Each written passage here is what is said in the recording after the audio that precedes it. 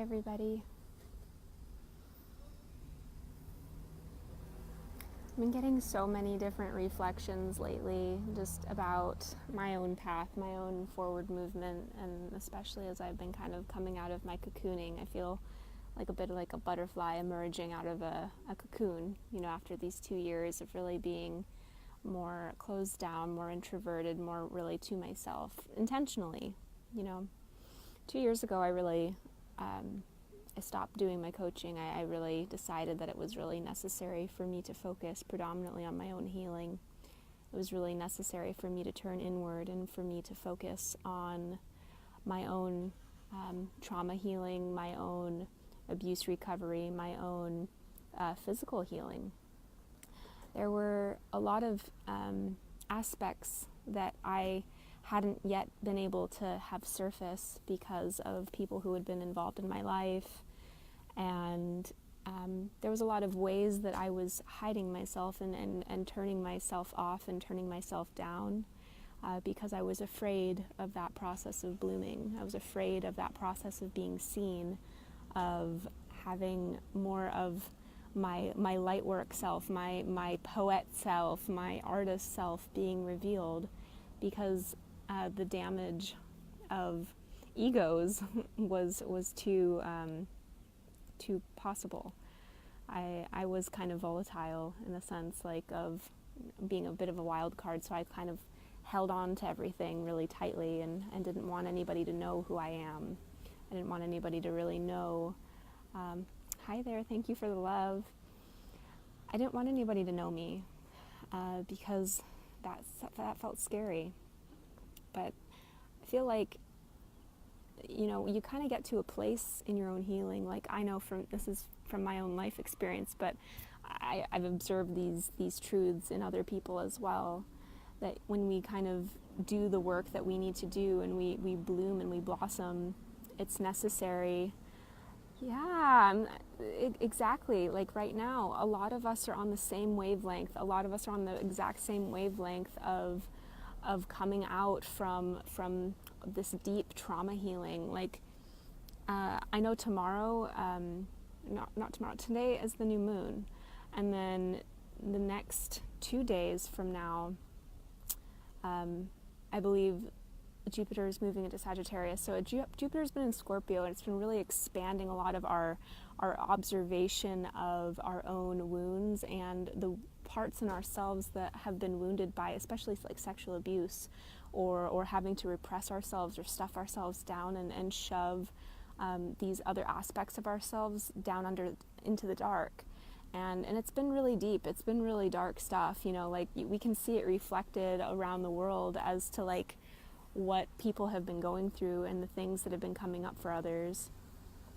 And I've been just examining it in myself as to what has been coming up for me. It's been a lot of recovery of my sexual self, reclaiming my power from sexual abuse. It's been reclaiming my right to exist, my right to be beautiful, my right to participate in the world. So many people don't understand the complex psychology that happens with PTSD and how that relates to chronic illness, how it relates to things like Lyme disease or autoimmune disorders or things like that. So we don't see the fine underpinnings of the psychology that really needs to be worked through and handled very, very carefully.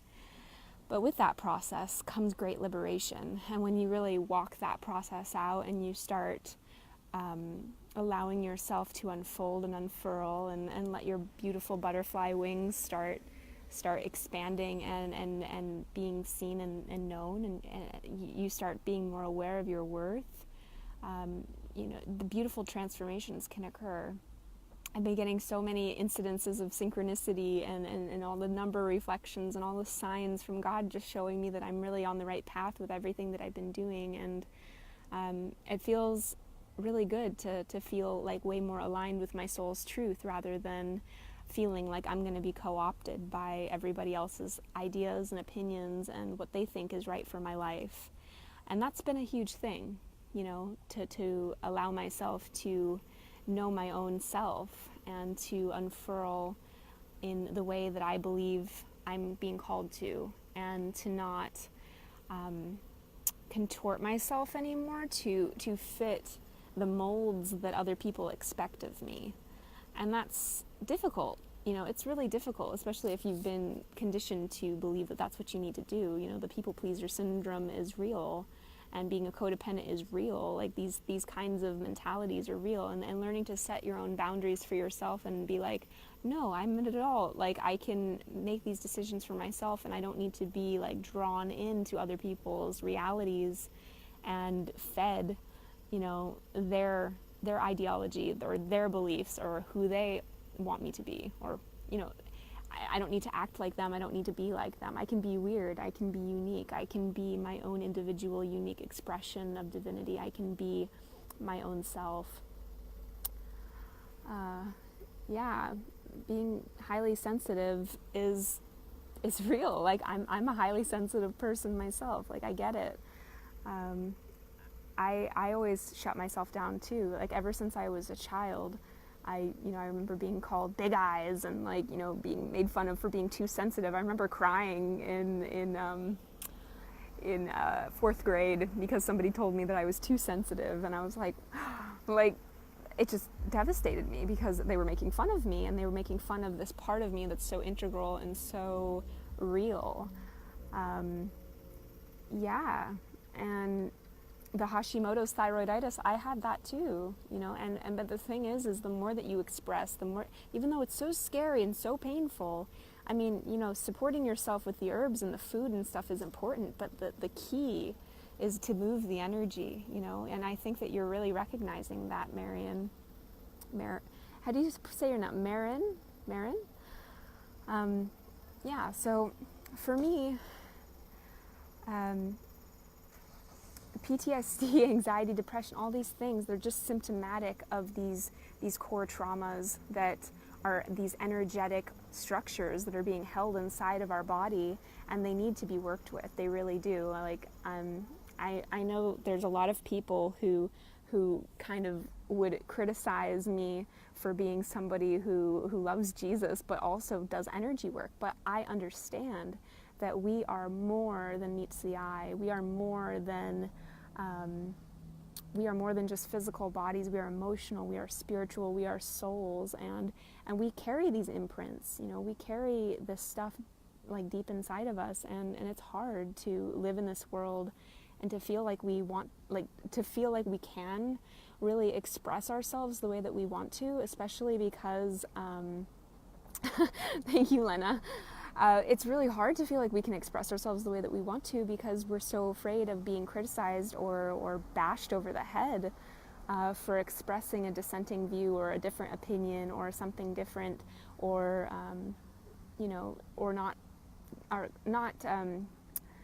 what's the word? Like not conforming, I guess, to what other people would expect of us. But I just really want to encourage those of you who are the highly sensitive ones to really be gentle with yourself at this time. It's like this is such intense energy right now. Like this whole past season has been so nuts as far as like personal expansion and personal power expansion and especially for us women, like the sexual abuse component, like that's like where our power was stolen from us. That's where we were robbed of our own experience of personal power. And the more that we can tend to those wounds and recognize where they are and who perpetrated them, and really erect those boundaries in our life to speak up for ourselves and say, hey, no, like I don't want this in my life. I don't want to be mistreated. I don't want to be disrespected. I don't want people to talk to me this way or behave with me this way. I don't want this kind of engagement in my life anymore. It's like, and really learning how to like cut these things and do it in a way where you're not, just perpetuating drama, but you're actually setting yourself free. Like really learning how to use the voice to be the power tool that it is. And sometimes that means just not speaking at all and just like letting the person go if they've really proven themselves to be manipulative and you've already tried to set your boundaries before and they just didn't respect them. So that is really crucial and really important too, to learn, you know, where you want to put your energy, what's worth putting your energy towards. When you do that, you really liberate yourself to live more fully as yourself, and you get more of your energy back. You're not tied up. You know, it's like you're not the butterfly caught in the spider web anymore. You're actually flapping your wings and being able to go in the directions and do the light work that you want to do and do the things of, you know, spreading joy and love and all of the goodness that your soul really came in here wanting to do. You know, for me personally, this looks like I'm going to be sharing a lot more of my writings. I have tons of writings that I was petrified of sharing before because I had a couple people in my life who I was really afraid of judging me. I was really afraid of them and their opinions of me. But I've had so much awareness these past couple months of just realizing like I don't need to let other people's feelings about me or their opinions about me control and dictate what it is that I share and who it is that I am. I don't really need their opinion or their approval, and that's freedom. That's freedom and liberation right there, to not feel so beholden to the opinions of others. So I just wanted to talk with you guys a little bit about this, because I feel like I said, like I'm a really sensitive I'm very energetically sensitive, and so I can really pick up on the things that are happening for all of us, even if I'm not talking and even if I'm not saying it. Like I'm experiencing it just within my own sphere of friends, and I can see just the patterns that are playing out for humanity, you know, because reality is a fractal. I don't care if you want to call me a new ager or whatever for that, but it's real. Like it's real. It's science, and if it's happening for me, it's happening for some of you too, and we all are really connected in this journey. So I want to start being more authentic in this arena, because this has been my reality, this has been my truth for so long, and it's just felt like I've never really been able to fully express it because of fear, you know. And fear is such a prison. Fear is such a prison because it will cage you, it will lock you down, it will do the Hashimoto thyroiditis thing where you just like you feel like you just can't express, like it's just stuck in your throat, like you can't be yourself, you can't, sorry, I'm trying to get the lighting a little better because it's getting dark, but it'll feel like you can't really actually get it out. You know, maybe you'll get it out with yourself or a couple close friends, but if you wanted to, you know, say be an artist, like I've met so many artists who are, I'm glad. We need to do this for each other. Marin, like this kind of stuff is what sets us free. I mean, it's been other people doing this for me that has helped me even get to this point. So I mean, like if I can just pass it on to you and like spark you a little bit, like imagine what we can do in the world, you know, like when we're not co-opted by the fear, because fear is an energetic prison. It's not love. It's the lower stuff. It's the stuff that really imprisons us and keeps us like really under the control of abusive people and people who don't deserve our energy and that don't deserve our light and they don't deserve the time of day from us. They really don't. And it's not that we're mean people, it's just that we value ourselves, and that's the problem, is that our heads have become so warped with this idea that we don't have value, you know, like they've imprinted these ideas into us and really steadily worked at our minds and caused us to feel like we are less than, and that we don't have value in the things that we say, and that we don't have value in the things that we do, and our creativity doesn't have value. And there's just been all of these little messages that have like really become our own prisons, because even if these people aren't in our life anymore, their voices still are there, you know, and there's this fog that kind of keeps us in check, you know. So It's really about addressing that fog and really breaking through it and piercing the veil of that fog so that you can really get back to your truth and get back to your center and get back to the core of who you are, and to allow yourself to like live, you know, and to be the express person that you are, and to really touch the people who you want to touch, and to love the people that you want to love, and love the things that you want to love, and do what you want to do. And there's just so many of us who have felt so like oppressed, and it's sad. It's just really sad. And I feel like in my own life, I'm just having all these moments of sovereignty, of just like, enough is enough. Like, nope, this isn't going to cut it anymore. I'm not agreeing to play this game anymore. It's like, I'm done. I'm just done. And I used to be so afraid of being done. I used to be so afraid of being done because what will they think of me? And they're gonna say all these horrible things about me, and I'm gonna be judged, and I'm gonna be told I'm a witch, and like all these crazy smear campaigns and all the things that I was afraid of people saying about me. But it's like, when I start really like approving of myself and loving myself, it doesn't matter what other people think and say and feel about me. It doesn't really matter, because their words kind of just sort of like, they're like, I'm observing them, I'm not absorbing them, I'm not taking them in as my truth, I'm not feeding them back to myself over and over again and like beating myself up with their words. Because that's the problem, is that we will beat ourselves up with the words that other people will use towards us, you know. And I love you too, Rich. Sovereignty is such a beautiful thing, because it sets you free, and it allows you to really experience life on your terms, and not on the terms that other people have predefined for you. You're not them, and they're not you, and they will never be you, and you'll never be them, thank God. Like, you know, you are yourself. And wow, like when we really can come back to that truth and really start living from that place, like a reality opens up. I mean, I had an experience yesterday that was just tremendous. Like, I saw Steven Tyler at Down to Earth. And I know that sounds kind of weird and random, but like, it wasn't random, and it was kind of really reflective of me, because I look at this man and I see this man who's just radically expressed.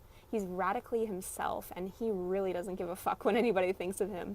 I've met him one time before when I was cashiering at a health food store last year, and he had just like this personality that was just so, you could tell he had one foot in the spirit world, he had one foot here in reality, and he was doing the dance between the two, and he really didn't care what anyone else thought of him. He didn't really care what anyone else had, their opinions of him are. Like, he doesn't care if you agree with his version of reality. He doesn't care if you agree with who he is as a person. He doesn't care if you don't like the fact that he wears fingernail polish, or the fact that he, you know, has long hair, or the fact that he, you know, just sings like screechy songs, you know, about dreaming on. Like, he doesn't care. Like, he's living his truth. He's living his you know, his oomph. You know, he's living in alignment, and he can't be swayed. And that's sovereignty. That's really being rooted in yourself, and not allowing the codependent programs to overtake you, where you're feeling the need to be a constant people pleaser, and you're putting your needs last, and you're putting your desires in life last, because other people want something from you, and they want you to do this thing, and they want you to be this way, and they want you to do it their way. You know, like, that's toxic. That's death to your soul. And so when I was having this experience of just really witnessing him and just seeing like how he walks around and how he's being, I'm in love with his being, because he is just being true. He's being real to himself, and there is this this authenticity that is beautiful, and it's radiant, and it's brilliant, and it's awe-inspiring, honestly.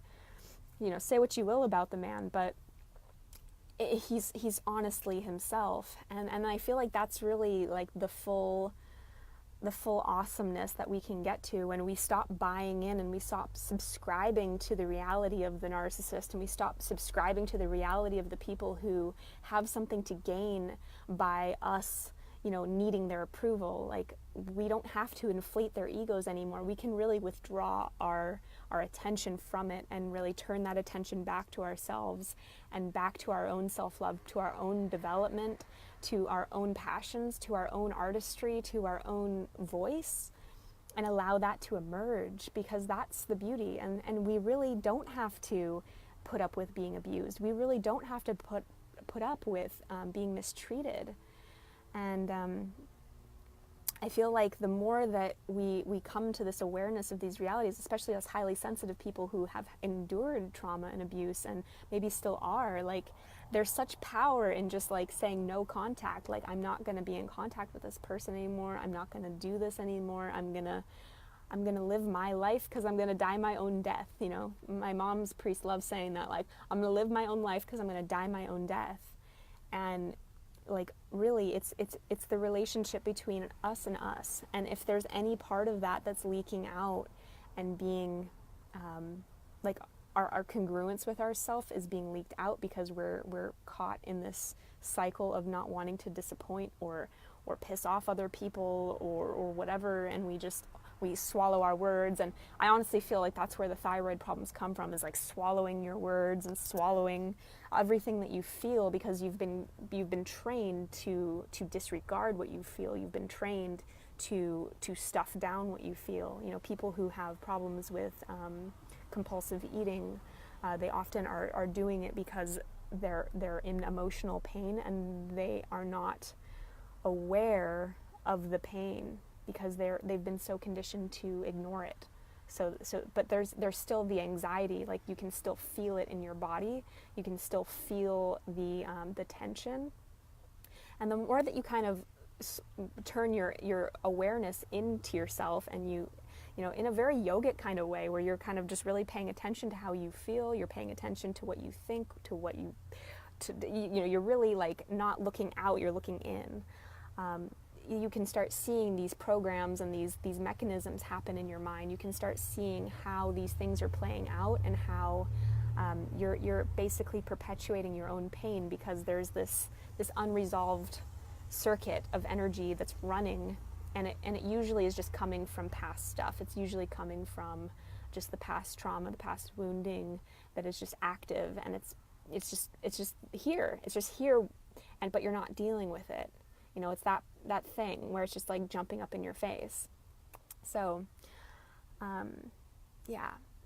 But when you step out of that and you step into your truth, you open up so many new doors for yourself, and you open up so many more doors for yourself to walk through, and to actually stand on your own feet, and to feel like your own person, and to feel like you're your own individual self, and you're not yoked to another person. You're not yoked to their beliefs. You're not yoked to their mind. You're not yoked to how they think, and you can freely express. So that's been a lot of my insights as to what I've been personally going through. I mean, I'd love to hear from some of you as to your own experiences with this phenomenon, because it's a hard road we walk as these empathetic people walking around the world with our hearts on our sleeves, and dealing with a lot of people who just don't have those same tendencies. There's a lot of people who will take advantage of our hearts and our vulnerability and our love and our forgivingness, and the fact that we're so willing to put other people first, it's so thank you, Sarah. Yeah, it's so difficult to actually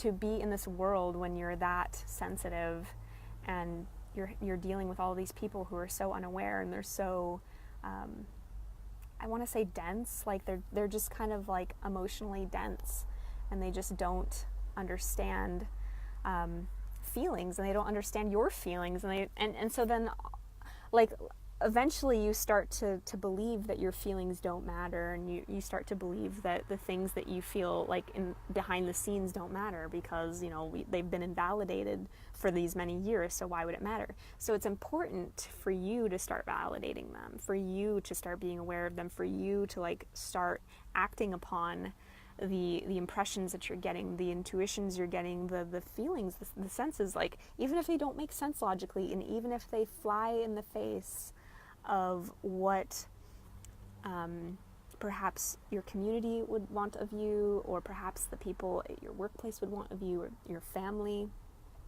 Your health is so important, and it's these boundaries that we draw for ourselves that actually create the container for health to occur.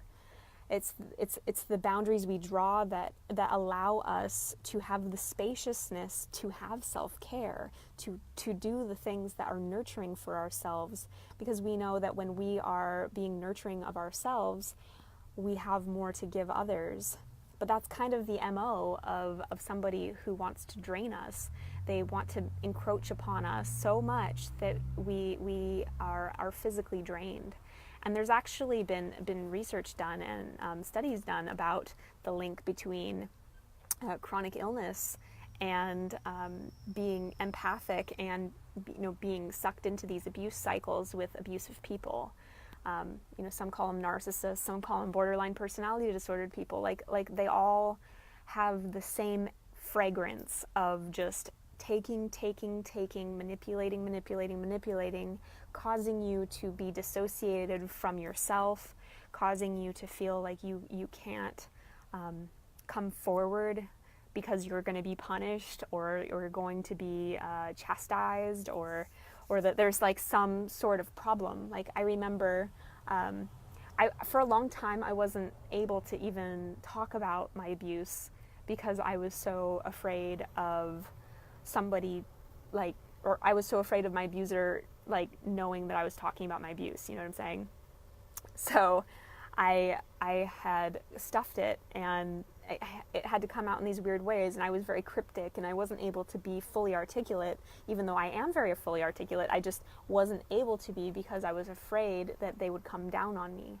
And they actually did come down on me a couple weeks ago, and it was finally like the cord was cut, and now that's why I'm on here and like making these Facebook lives, because like I'm no longer afraid of getting like a hammer to the head, so like and it's real. Like, I mean, people look at me and they think like, oh, your life's all together, blah blah blah, like you're doing so great, blah blah. And I'm like, yeah, thank you, I am, but I know I'm also still on my own healing journey, and there are people who I've had to definitely face my own internal stuff with, because like I felt like they were controlling me. Why? What, Ashley? I'm happy to answer your question. I just need more context. So yeah, for me, it's like I feel like the more that I allow myself to really sit in the truth of who I am, and let the chips fall where they may, it's awesome. It's awesome that I can really sense this this peace coming back to me, because I'm not feeling like they have their hooks in me and that they can rein me back at any time. And that was what would happen. I would get some forward movement, but then I would say something, and then I would get like the hand smack, and then it would discourage me, and then I would withdraw. So I don't know if any of you know what that feels like, but that's been my experience, of being, too bright, too awakening, too like shiny for people, and then the darkness in them wants to smack me because I'm bringing too much stuff to light. And it's not the easiest road to walk, to be this way, to really be a person who is illuminating and is really wanting to live in light and live in truth and live in love, because there's a lot of people who would prefer you to be sedated and numb and unaware and repressed. They have too much to gain from your silence. They have too much to gain from they want too much, or what am I trying to say? They want you to submit to their way of doing life, because then you're not upsetting the status quo, you're not upsetting their balance. And when you allow yourself to sit in this place of not being moved and swayed by them, like, you can see their circus for what it is, and then you are free to literally walk away from it and do you. And I know that that's like a really trite thing people say nowadays, like, do you, be you, whatever, like, but it's real, like, and it's necessary for us to be happy humans, and not being clawed at by the reins of, narcissistic people who just want to bring us into their chaos and their drama and their pain and their torment, and blame us for why they feel bad. There's a whole lot of gaslighting and games that get played in our own in the minds of us sensitive people, because we are willing to take it, and so often we're so willing to take the abuse because we're nice people. We're just really good codependents. We're really good people pleasers, and it's just really easy for us to stomach it and let that pain get inverted and turned in on ourselves, and then we manifest the chronic illnesses, the thyroid problems, the adrenal problems, and we let ourselves be stressed to the max by these people who really don't have our best interest at heart, and they just thrive on manipulation. They thrive on pulling and contorting and like jerking our chain. Like that's what they love, because it gives them their fill. Yeah, you need to say no more, because like it has to stop. If you are going to be well, and this is the real truth that I feel like a lot of people, they need to understand this piece before they can really physically regain their health. Because so long as you're continually being stressed out by abusive people, your hormones are going to continue to be out of whack, because you're going to be up and down, up and down, up and down by all of the games that they play with you. And in some ways, I feel like my own healing journey, has taken longer than it maybe could have, because I was still involved with people who were yanking my chain, and it's like it's all perfect the way it all played out. But I just want to say this from being from this place of like realizing like how much more sane and peaceful my life is when I'm not engaging in that kind of push-pull, and how much more steady my stress levels are. I'm not getting these shots of adrenaline, word knives. Yeah, word knives, that's really what it is. It's like, and they just dig in, they just like they just torment you, and they twist, and they pull at your most vulnerable parts, and they tear you apart. And that's their goal. They don't want you to be the bright, shiny light that you are. They don't want you to exude love. They don't want you to be radiant and expressed, because it's threatening. It's threatening. It alters their reality to a point where it falls apart, and they can't have that, because they're not ready to face their pain. They're not ready to face their shame. Like so many of us have faced more than our fair share of pain in our lifetimes. We have processed so much pain for other people, for ourselves. These highly sensitive, empathic people that we are, we have allowed so much pain to come through our body and our minds and our hearts and our being, but we don't really... And we've had a hard time with actually setting those boundaries of being like, hey, I'm not going to allow you to put your projections onto me anymore, and I'm gonna like let the slate be wiped clean, and I'm gonna start my life, and I'm gonna be happy in it. And if you can't get on board with that, like, sorry, because we feel like that's mean. We feel like doing that is mean, so our empathy actually gets the better of us. because we keep hooking into these destructive cycles with these people who don't want our best interest. Hi, Matthew. So yeah, I hope that this helps a little bit.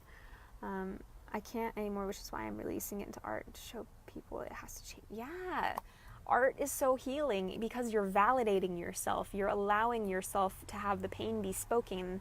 I mean, that's why I became an artist in the first place. You know, all those years ago when I was like 11 or 12 or whatever, like I started it as art therapy because I had such an abusive sister. Like my sister would just do these rages and she would freak out at me and she would hurt me and like emotionally, you know, and just that abuse.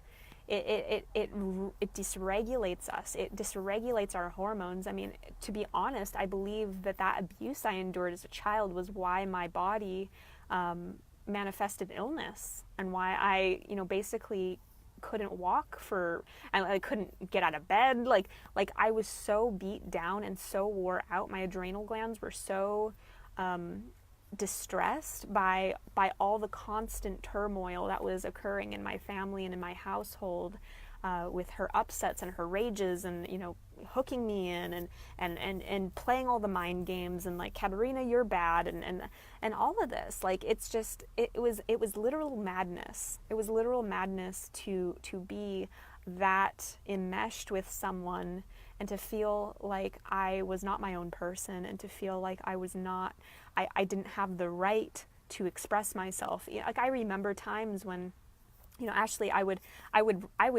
actually use my MySpace account back in the day to write poetry to express the feelings that I had. And they, she would attack me for it.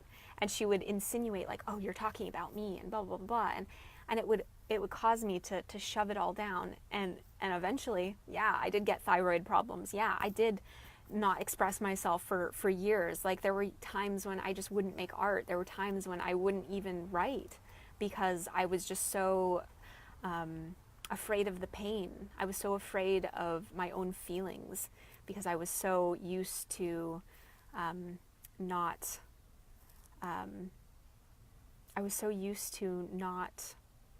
allowing them to fully come out. I was so used to letting it all just be swallowed.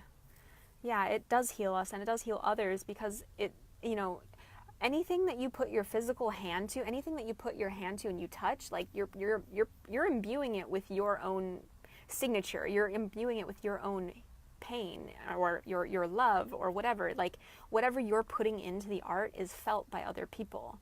So when you make art to heal other people and when you make art to I'm sorry, I'm looking at the comments real quick. When you make your art to be a blessing to other people, there are a lot of experiences that can really you can set other people free with it. I guess that's what I'm trying to say. You can set other people free with it because you're setting yourself free. And what you do for yourself, you're doing for others. When you're allowing it to not be suppressed anymore. Charlene, I would love to talk with you, and I understand I'd had it for like 10 years and it was hell. It's been literal hell, and I mean, I'm blessed to say that I'm pain-free now, but it's been a really rough road getting here, and I understand the struggle. So you can reach out to me. I would love to talk to you. Art heals us and heals others. Suppressing, yeah. All that stuff, guys. Like, so the energy that we don't express and that doesn't have a voice and that doesn't get addressed, you know, that becomes the pain, that becomes the stuff. Like the height of the most intense pain that I've ever experienced in my life came shortly after a visit with my abusive sister, and it got triggered, and like I just had like this huge flare up of nerve pain. And I remember this was 2 years ago, that was when I started my medical medium journey, and started eating plant-based food and started healing myself. Like, but what happened was, as I started eating the plant-based food and I started not numbing the emotions, like, oh, like it just came like huge waves of grief, of like all this pain of just realizing like what had been happening all these years of me just denying myself and denying my emotions and denying my own experience of life in favor of keeping her reality in check and appeasing her ego and appeasing what she wanted of me, because I was the good little sister, you know. I would be the shoulder to cry on, but she could also like smack me across the face at the same time. Like she could, I would like put myself out there and help her in these situations at my own expense. And so that was the cycle that I was caught in for many years, and I was the doormat, and I was the person that, you know, was the good little girl. And I got severely hurt by my own lack of willingness to stand up for myself and to stand up for my own best interests. So it's really a mind twist to really learn to actually start seeing life from that lens of like having to put your needs first, because we're so used to denying our needs, we're so used to suppressing them and pulling away from the awareness of what we need, because we self-abandon to go jump into other people and be the rescuer and be the hero and be the person who's helping them. I know that there are so many people that are struggling with this kind of stuff, and like I feel like I'm getting the spirit pushing me to really speak about this stuff, even though it's like some of the most scary, frightening things for me to talk about, because like, oh my gosh, what if she what if a friend tells her that I'm making these videos and blah blah blah blah blah. And yeah, actually reach out to me, I'm willing to talk. But there's all this neurotic monkey fear that can occur of like, well, if I start speaking about this, like I'm gonna get it back, you know, I'm gonna get the smear campaign, I'm gonna whatever. But the thing is that so long as we keep buying into this idea that there's gonna be a backlash that we can't handle, it will keep us imprisoned in this place of being silent, and then our silence will be our consent to the abuse.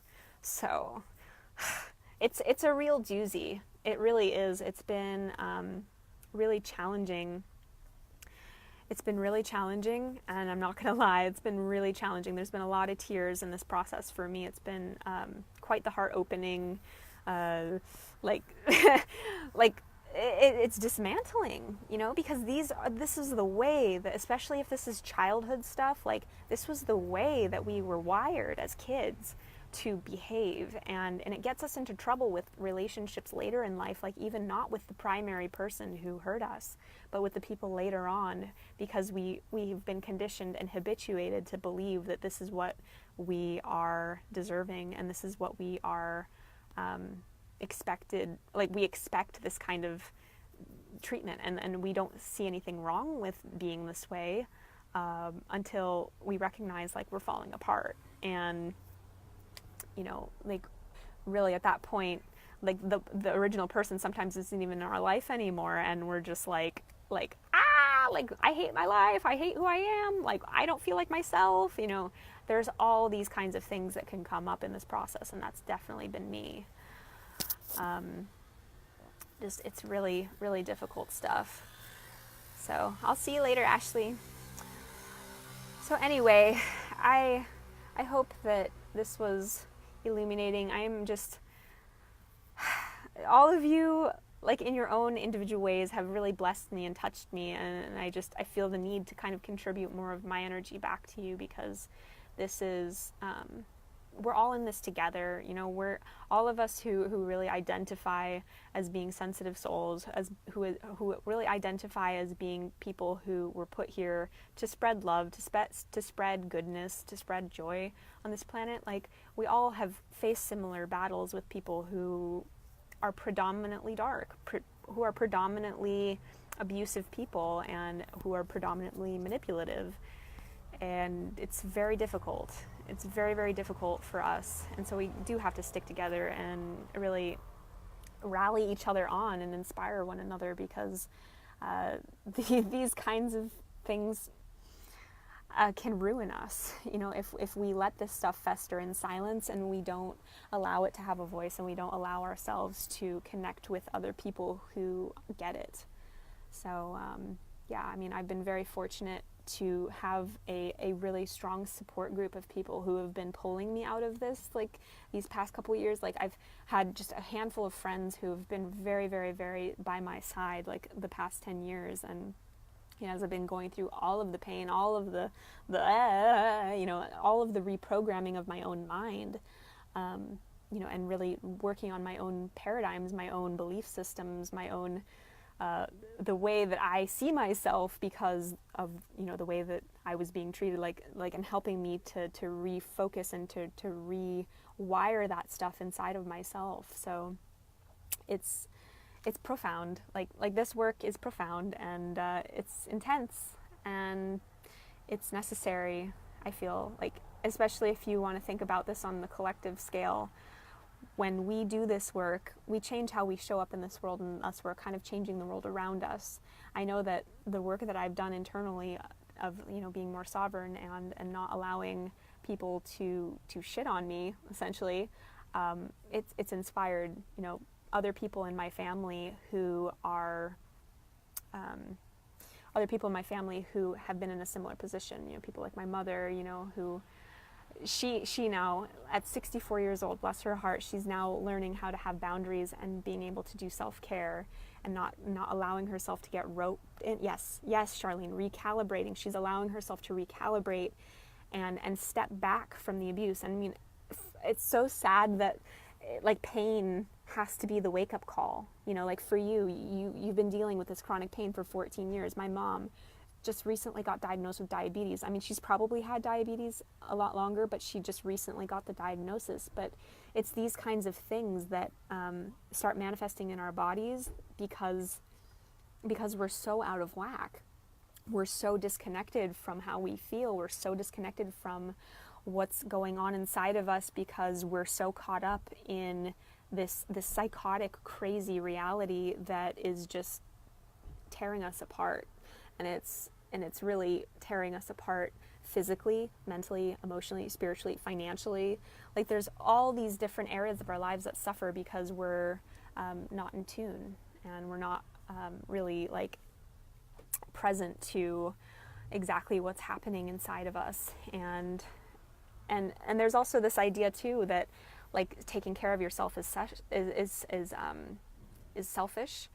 And if you do things that are good for yourself, then you're greedy, or, like, you know, like, there's all these, like, really messed up things that these people who have all these things to gain from us buying into their reality, they kind of implant us in these ideas, and then we get these ideas of, you know, fearing success.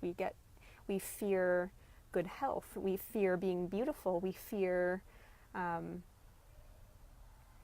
just being in contact with other people. Yeah, we internalize all of the things that they've said to us, that they've done to us, and we start believing them as true for ourselves, and we start living as though they're true. And then does it surprise us that we get, like, these other weird people in our lives that are super duper toxic? You know, like, it's like, because we're still operating in the same belief systems, we're still operating in the same reality structure that would tell us that we're bad, we're wrong, you know, the invalidation, you know, we keep this going long after the abuse has occurred. So yeah, it's really highly, it's sick, it's toxic. And I'm grateful that, like, I'm having these awarenesses at 26 and not, like, 64 like my mother. So I mean, like, I have more time to live the way that I want to, and not be so imprisoned in this. But it's still a process. It's still a process of peeling back the layers and of really being more true to who we are, and not allowing other people's narcissistic realities to control us. Hi, Carissa. I haven't seen you in a while. But yeah, just when you be true to the depth of you and allow that to come forth, there's so many more miracles and blessings that are available to you when you're allowing yourself to not be co-opted by people who are toxic, who are going to hurt you, who are going to like rake you, and they're going to rake you over the coals. It's about discernment too, and like the more that you really get grounded and rooted in your own sovereignty, the more your discernment levels go up about who's right for you, who's not right for you. And that's a problem too, is like so many of us, when we are abused, our ability to discern healthy people from toxic people gets very warped, because we don't know what healthy looks like. We don't know what it looks like to be respected. We don't know what it looks like to be loved and valued, and have our voice respected and honored, and have, you know, our no be no. And like other people don't understand. Like we haven't really had the experience of other people really understanding us and our hearts and what we need. So we can fall into these abusive situations because we get charmed and we get seduced by the silver-tongued snakes, and we get lured in. But the more that our instincts can kick back online, and we can start is fear of the unknown, of awakening and being aware of who and what we are. Yes, yes, yes, yeah. So when we start when we start being more aware, and these instincts start kicking back online, and we start letting the awareness of discernment and our energetic discernment of like, oh, I just had this conversation with this person and I feel anxious. I'm starting to feel myself sweating. I'm starting to feel myself have a stomach upset.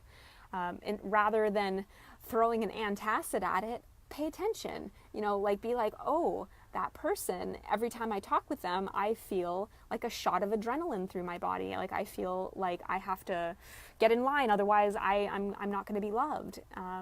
You know, like these are all really good indicators of abuse, and they're good indicators that over time we become really aware of the taking your energetic power back and not letting other people like grab it from you, and not jumping when somebody says jump. You know, like you allow yourself to kind of step back and be more of the observer and be more of a witness to it, instead of like getting hooked and like you like oh, you know, like that kind of feeling of like you're jumping out of your skin, or you have to like, you know, jump, otherwise you're gonna get whipped. Like that's the conditioning of what happens when you're brought up by a narcissistic parent, or you have a narcissistic sibling, or there's other people in your life who've been abusive towards you. So the more that you can really allow yourself to be aware of when this is happening, you can take your energetic power back. You can,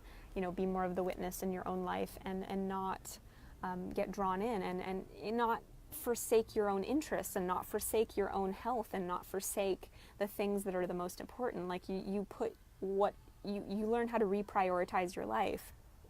Like 2 years ago, I realized that I did not have health as my top priority in my life. Like I thought I was health-minded, and I thought I was doing all these things for my health, but health wasn't my top priority. People-pleasing was way closer to my top priority than health.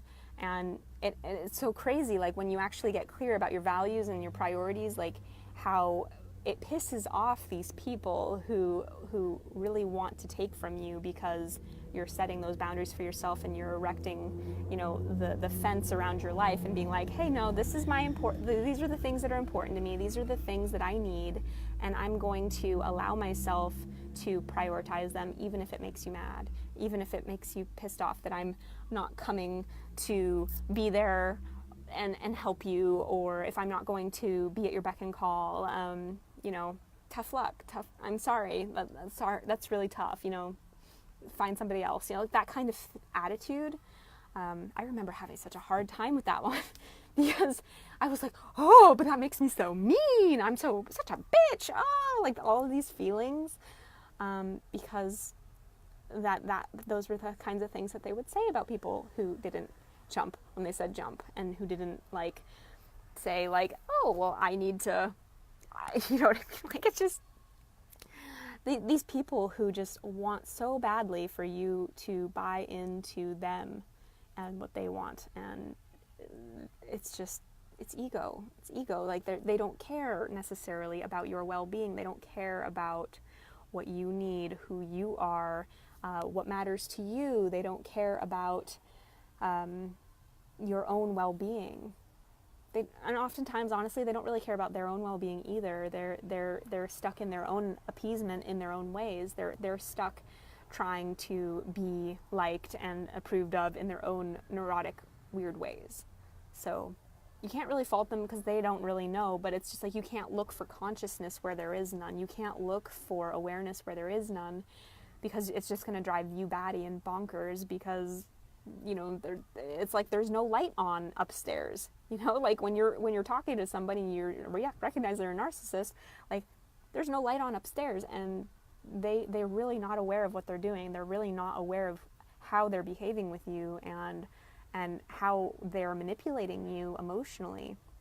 And so it's really your job to not engage, not fight back, and not try to justify yourself, but just to take the power back and recognize that you've been feeding into it, and that you've been allowing it to draw you in and lure you in and allow you, and it's been really like messing with your mind. So I mean, there's all kinds of literature out there about like trauma bonding and the things that happen to us when we are in these relationships.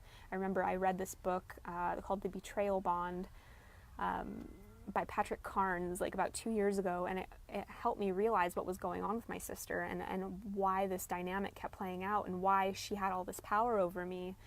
She did this flip-flop thing where, you know, she would love me and she would love bomb me, and she would like pour all this love on me and be like, I love you, I love you, I love you, and then I hate you, I hate you, I hate you, I love you, I love you, I love you, I hate you, I hate you, I hate you, and it drove me crazy, because I was like, what is the truth? I have no idea. Am I even lovable? Like am I completely defective? Because, you know, this was a person who was such a huge role in my life, you know, my older sister, the person I'm supposed to look up to, right? But it warped my own sense of my own self-esteem, and it caused me to be very self-critical and very judgmental of myself. So I internalized that flip-flop. But the trauma bonding can be this thing that you know, can keep playing out just even in our mind, and it's really our job to put the brakes up and to stop it, and to take back the power even in our own mind of recognizing, oh, I'm getting seduced into this, like I'm thinking about this person, they keep popping back up into my mind, like, and there's lots of things that you can do to get yourself out of that habitual, you know, like thinking about the person, obsessing about the person, like wondering what they're doing, blah blah blah. Like I've definitely had that myself, of like finding myself getting like using up my precious energy even when there's no abuse going on or whatever. It's like my mind would like fall back into this place of getting seduced into like entertaining thoughts of the abuse, and honestly your subconscious mind can't tell the difference. Like your conscious and subconscious mind, like it's all firing your hormones the same. So if you're like stuck on the past and what happened to you and how they talked to you and all that, and you're not really focusing on your dreams, your goals, what matters to you in the now, it's going to still affect your nervous system and your endocrine system the same way. It's going to still affect you in this fight, flight, freeze, submit response. Like it's going to still send all of the same signals to your brain as if the abuse was still occurring. And so it can disrupt your sleep, it can disrupt your appetite, your mood, your motivation, your energy levels. It can send your chronic pain up through the roof. There's all this kind of stuff, and we get stuck into these loops in the mind. So it's really important to learn how to be sovereign in your own mind, and to set the boundaries with yourself of like, not gonna indulge that. I'm not gonna be hooked into that. I'm gonna love myself. I'm going to do things that are nurturing for myself. I'm going to do things that, like, sometimes you even kind of have to, like, give yourself a push to go, like Ashley was talking about earlier, like, go make some art, like, even if it hurts to make the art, like, because it's painful to process the emotion, like, or writing. I have a friend who she and I were prolific writers.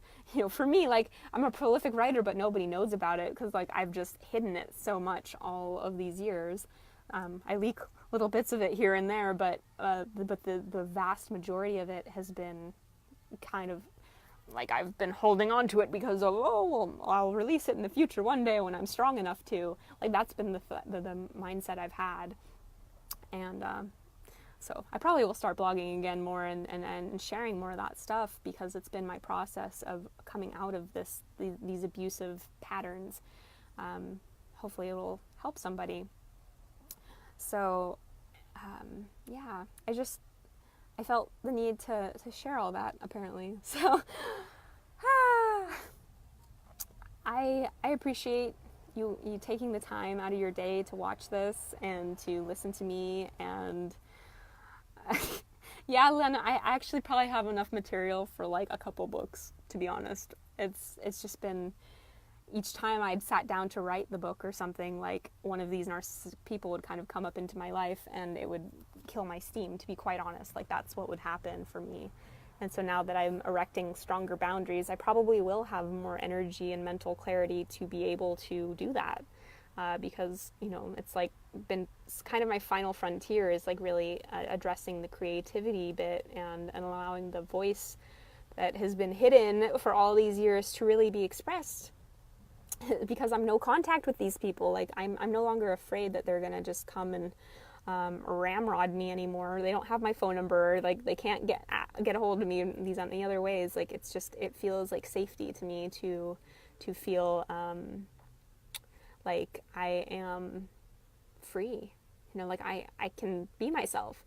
Like, a couple of years ago, I was really on this idea of, like, be yourself to the fullest, and I still am.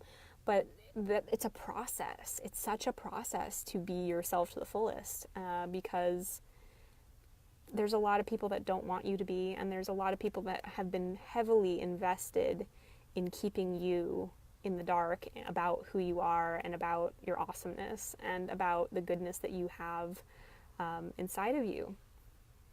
So they've gotten a lot out of us having low self-esteem, and it's really sad.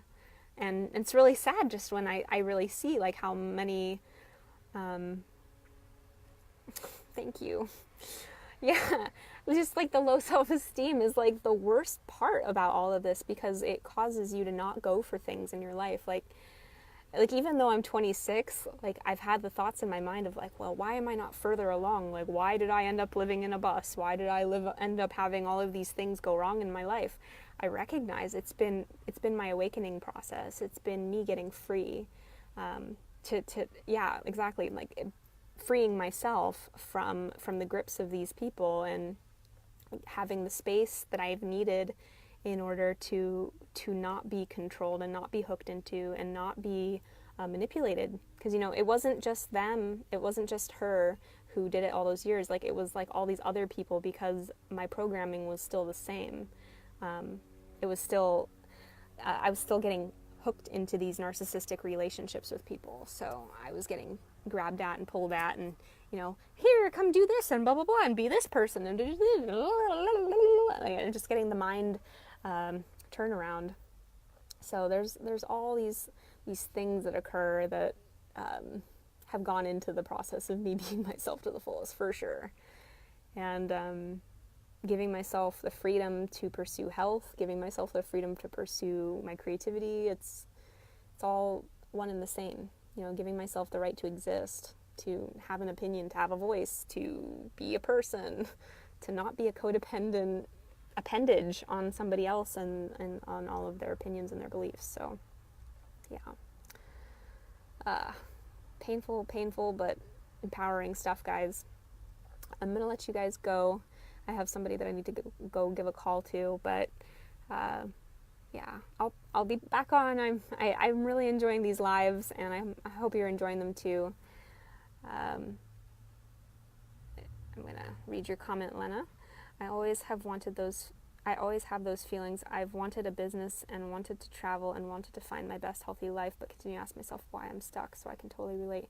Yeah, oftentimes the reason you're stuck is because the people that are still present, like whether they're still in your mind or they're still in your reality, and you're like, oftentimes we're just really afraid to let them go because we're afraid of what our life is going to be like without them. Like, I know that was the story for me. It was like I was afraid of what my life would be like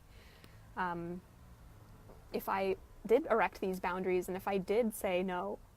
Like, I was afraid that other people were going to judge me, or that I was going to get the smear campaigns with the flying monkeys and have everybody hate me, so that was definitely there. And a really good thing you can tell yourself, I learned this from somebody the other day. They said, I can learn to allow myself to experience success. Like, that's the thing, is like, oftentimes we don't even allow ourselves to try because we are, so paralyzed, and we've been so conditioned to believe that we can't even go there, like, oh, well, like, well, I can't go there, like, I'm just always stuck, like I've had all of those same feelings and same, like, it's like I wouldn't even allow myself to approach it because I was just so terrified, because anytime that I would go forward and anytime that I would try to make forward movements, I would get the backlash from them. I would get the backlash of like, well, how dare you, kind of stuff. And so I trained myself to not even try, to not even really go for it, to not even really put my best foot forward, because Carl Jung says that there's a man in every woman, and there's a woman in every man. So the man inside of me had like continued to get beaten back, so like that push forward drive to start things was very diminished, and I became very passive, with my life, and I became very willing to tolerate all kinds of craziness because I didn't really have the confidence that I could do anything about it, and I couldn't really change anything in my life. So there's all kinds of difficulties that occur when we do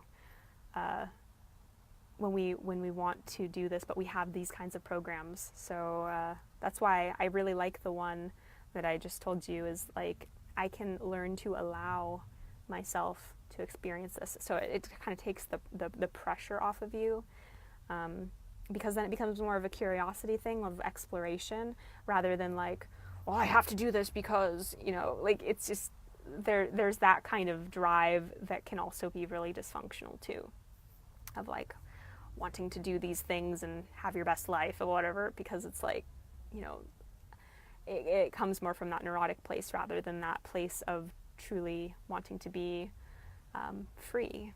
So yeah, it's really important to not be too rough on yourself with this, because like, you've had so much conditioning that has made you this way, and that process is very delicate of unraveling and really pulling back the layers and finding out what's really going on under the surface, so when you unravel a new layer, it's almost like you find 10 more, and it's like I don't know, like I think of like those Russian dolls, like the stacking Russian dolls, where like they're all nested inside of each other. Like that's kind of how this process has felt for me, and I know a lot of others have felt that too, of like, why can't I ever get the traction forward that I want, and blah blah blah, why is it taking so long, why am I this way, and and it's like this way that we kind of berate ourselves and beat ourselves up with our perceived failures of the things that we haven't achieved yet. But it's like, it's so important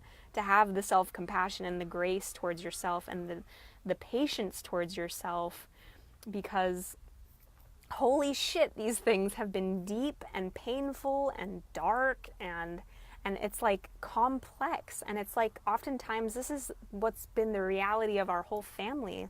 Like they all want to pull you down, and they're like, oh, this is what's best for you, you know, like I'm just looking out for you, like when they want to project their fear and their worry and all their stuff about, you know, say being healthy or having a business of your own or traveling or whatever, and they tell you like, oh, well, we're just looking out for you, you know, and it really fucks with your head, and it starts pulling on you, and it's like this mental manipulation, and it causes you to doubt yourself and your own motives and your own dreams and your own desires. So, you know, there's that too. So I just am saying, like, be super patient with yourself in this process. It's very, very, very, it's the fear of staring yourself in the mirror and standing in your raw truth. Yes, yes. What do you think I'm doing right now, dude? Like, I'm like here on a live, I'm looking at myself right in the camera. Like, this is frightening for me, you know, like, to be completely honest, to like getting on live camera, like, has nothing to do with beauty or anything. Like it has everything to do with like the fear of facing yourself sometimes, and just really allowing your truth to be known and for you to be heard. So often we have just gotten so used to being invalidated and not heard that it's like it's hard even to hear ourselves. Like, I've had this experience where it's been almost painful and hard and difficult to write, because it's like you don't want to find out how you feel. It's like it's so much easier to just kind of live in this weird fantasy delusion of like, oh yeah, everything's fine, everything's cool, yeah, groovy dude, you know, that kind of thing.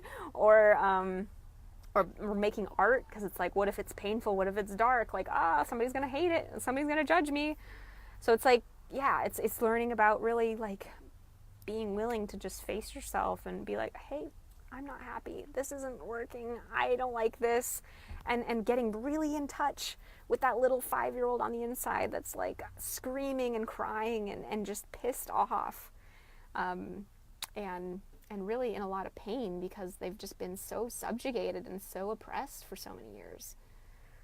Like, the inner child healing journey is real, and it's a painful one, and it's a beautiful one too, because it allows you to tap into your real animated joy, like the joy that you had as a kid before all that dark stuff happened, and not before all of the, denial is not only a river in Egypt, it totally is not. Like, there's so much denial that goes into all of these mechanisms that are keeping us stuck, that are keeping us in lockdown. So the awareness that we bring to it is freedom, you know, and it's really setting us free. But first, it's going to piss us off and piss off other people. So, but that's kind of the journey, and that's the nature of it, because nobody really likes looking at their shit. Honestly, like, do you like looking at your shit? I don't.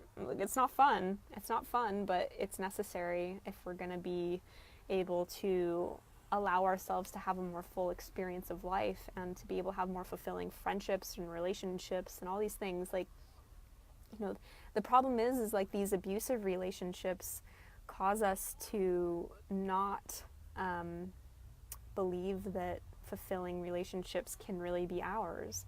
Like, I remember there was a time in my life where I just thought that all friendship was like people using me, and people just hurting me, and like not wanting to know me, and not caring about my heart, and not caring about what mattered to me and what I felt. And, you know, it was very painful. And it wasn't until I met a person who actually really did care and really did love me that it blew my mind. I was like, whoa, this exists? But I had been doing some of the work to be more self-loving, and so therefore, like, I was able to get more of an experience of a loving person. So, you know, this process is so inside out. You know, it's like it's the energy that we give to ourselves that really allows us to have the new experience on the outside.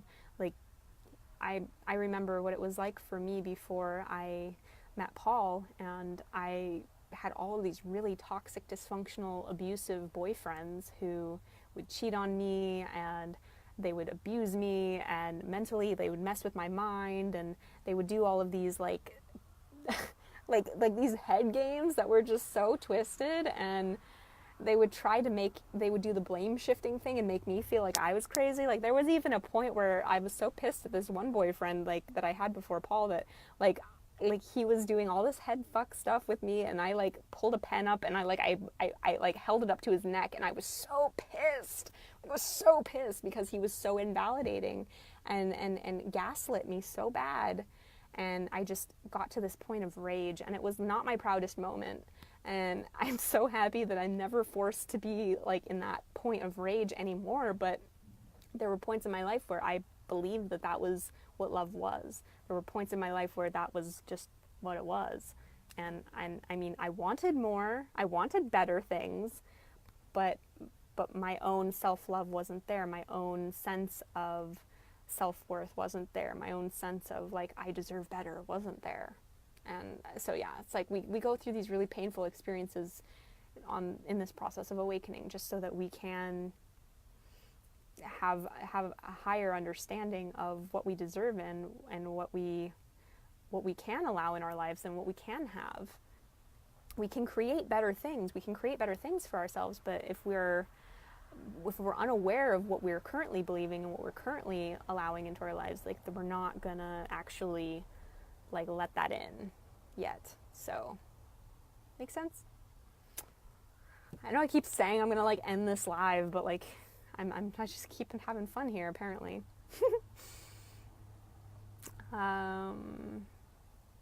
Yeah. So anyway, I think I am gonna go, but I'll be back and we'll talk more about this because it's important, and the more that we be empowered together, like the easier it is, and it's easier when you have solidarity about this kind of stuff. So here's to health, here's to freedom, here's to all of us living better lives and being more empowered in our relationships and in ourselves. Yes. Take care, guys. Have a good night. Thank you so much, Lena, for chatting back with me, and Marin, thank you earlier for your comments, and all of you. Courtney, thank you for being here, and Aura, you're welcome. You're welcome. I have to share this stuff. Like, it's like pouring out of me. I'm like, I gotta talk about it. So, I'll see you guys tomorrow or something like that. But take care. Bye.